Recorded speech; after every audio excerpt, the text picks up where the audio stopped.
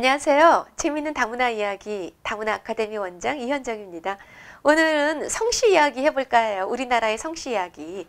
2000년 통계에 의하면 우리나라에 총 288개의 성씨가 있는데 이 중 외래 성씨가 140개 정도 된다고 그래요. 와, 엄청나죠? 특히 김혜김 씨, 우리나라의 김이박 제일 많잖아요. 김혜김, 그 중에서도 김혜김 씨가 약 400만 명, 밀양박 씨가 약 300만 명, 전주희 씨가 약 200만 명으로 이 3개성 씨가 거의 우리나라 전역을 차지하고 있는 셈인데 이들도 거의 외래성 씨다. 외래성에 뿌리를 두고 있다. 이런 설이 지금 확실히 나오고 있거든요. 야, 이 정도면은 거의 우리나라 전 국민이 다 외래성 씨, 외래에서 넘어온 사람들을 시조로 두고 있다. 이런 얘기입니다. 놀라셨죠? 그 외에 평소에 듣지도 보지도 못했던 이런 희귀성 씨도 무척 많습니다. 특히 요즘에 그 시조가 되는 사람들이 많이 탄생하고 있거든요.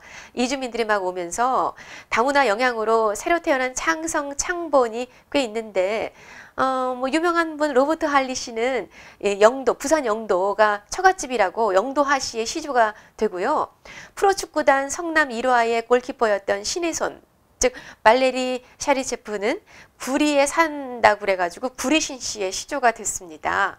이 외에도 뭐 태국태 씨, 산동우 씨, 대마도 윤 씨, 뭐 길림사 씨, 왕장박 씨, 몽골 김 씨, 이런 그 창성 창본하는 시조들이 마구마구 생겨나고 요즘엔 또 이렇게 신고하면 금방 돼요. 그래서 시조들이 지금 많이 태어나고 있습니다. 탄생되고 있습니다.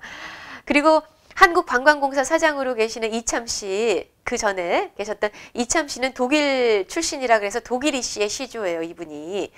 작년에 또 등록한 시조를 보니까 런던 박 씨, 뉴욕 김 씨, 이런 분도 있습니다. 그리고 방송인으로 유명한 분이 있잖아요. 프랑스인 출신 이다도시 씨. 이분이 도시 씨로 등록을 해가지고 도시 씨의 시조가 되셨어요.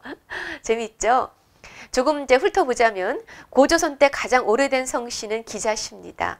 이 기자는 중국에서 이제 한반도 쪽으로 넘어온 인물로 보기 때문에 기자의 후손이라고 하는 가문 역시 귀화로 보기도 합니다.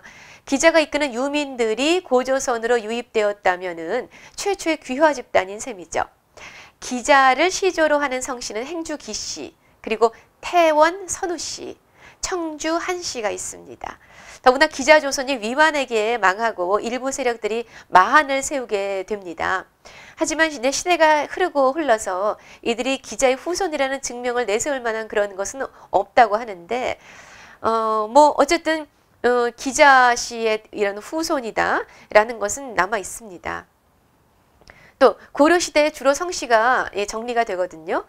고려시대 이전에는 주로 당나라에서 넘어온 성씨가 많았는데 대표적으로는 연안 이씨, 남양 홍씨, 그리고 영월 엄씨, 수원 백씨 등이 그렇습니다. 특히 이제 수원 백씨는 자신들의 시조가 우리는 당나라 후손, 당나라 황제의 후손이야 이렇게 자랑도 합니다.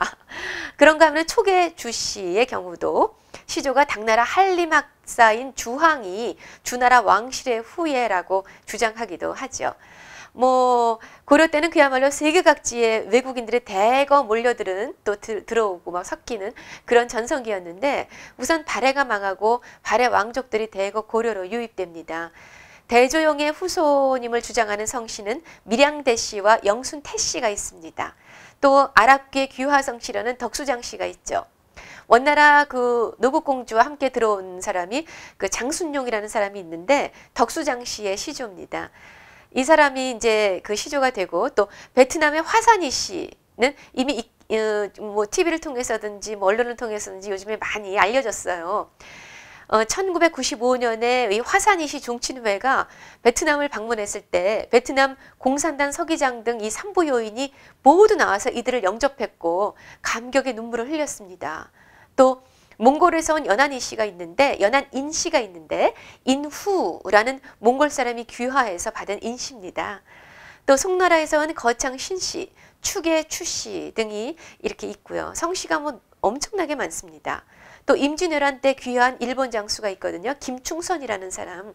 이 사람이 이름을 하사받으면서 사성 김혜김씨라는 시조가 됩니다. 앞으로 우리가 다문화 시대 그리고 이주민들의 대거 들어올 텐데 앞으로 많이 증가될 것으로 분명히 예측되고 있습니다. 그렇다면은 창송 창본이 더 많아지겠죠. 또 다양해질 것입니다. 그리고 성씨 이야기를 했지만 우리나라의 성과 이름 없이 살아온 역사가 훨씬 더 길었고 더 많았다는 것도 말씀을 드립니다. 족보라고 해봤자 기껏해야 조선 중기쯤 돼서 본격화되었기 때문에 아주 유명한 사람 아니고서는 성씨에 대한 뿌리 찾기는 거의 이거는 뭐 있을 수가 없는 일이었죠. 이름도 없고 성도 없었어요. 유명한 사람 아니고 양반 자제 아니고서는 단 이주민과의 우리 교류가 많았다. 이것을 말씀드리기 위해서 이런 성씨 이야기를 말씀드린 거죠. 족보라는 것이 우리나라 역사에서 극히 정말 짧은 기간 동안밖에 없었다. 라는 말씀도 아울러 드립니다.